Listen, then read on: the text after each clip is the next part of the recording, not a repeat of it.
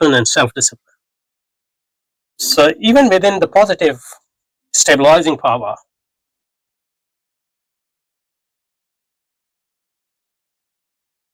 the power which is basically running a system, you need, it can't be purely repressive or coercive, but any system, however popular that system is, even your home, needs repressive and coercive, coercive power. But most people in the society consider that as legitimate coercive power, and that coercive power is a power of social power as well as state level power, like legal and rule based power, which entail punishment and fines and all those things, etc., and social power, which is coercive, but it doesn't include violence, legitimate violence. It includes people looking down upon you, or displeasure, or different sorts of social rejection of a behavior through custom and mores and all those things. So you do need in any system coercive power.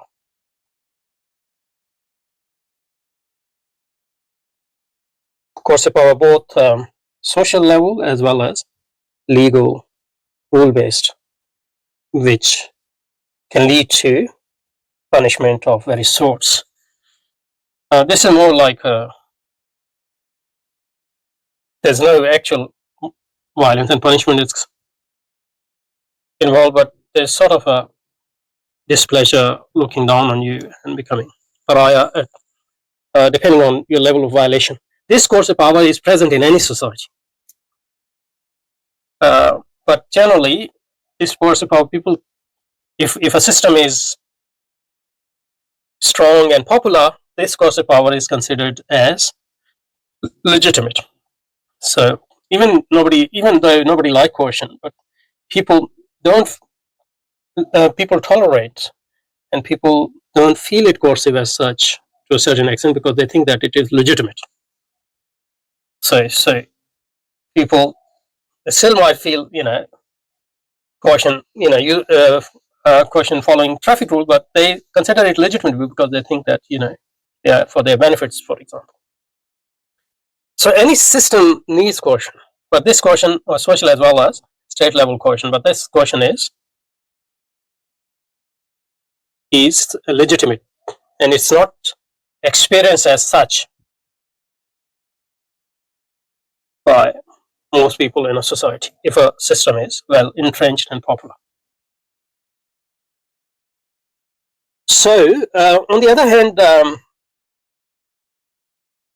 at the start of the system, any system, you actually need repression of a different sort in order to coerce people into certain behaviors.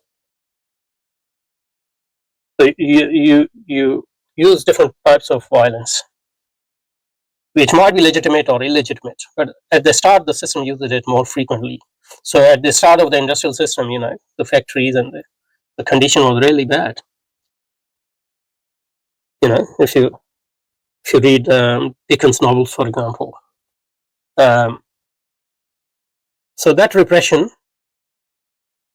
and that sort of violence, which was experienced by people in factories, in schools, in severe training in army barracks, and surveillance by police, etc., because they were trying to inculcate new behaviors into a population, trying to form a new individuality and new social standards, etc. But this level of repression and violence decreases as in proportion to how people start internalizing those rules and those behavior. So you start with discipline, but you can decrease that discipline, or the need to that discipline quotient is decreased to the degree that people internalize those discipline at this individual as well as social level. So discipline is only successful if it leads to self-discipline, a certain extent. So at the start of the industrial era, there was repression and all that, but that could be, that repression was slowly decreased to the extent that people internalized those repressions and those disciplines, etc. And people no longer thought that somebody else was disciplining them, because now through education, through training, through whatever,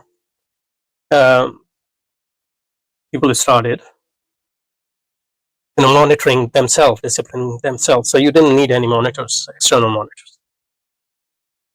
Anyway, so let's stop here and we'll pick up from here again, inshallah. Next time, subhanakallah wa bihamdika nashhadu an la ilaha illa anta nastaghfiruka wa natubu ilayk wa sallallahu wa sallam ala sayyidina Muhammadin wa ala alihi wa ashabihi wa azwajihi wa dhurriyyatihi ajma'in bi rahmatika ya arhamar rahimin.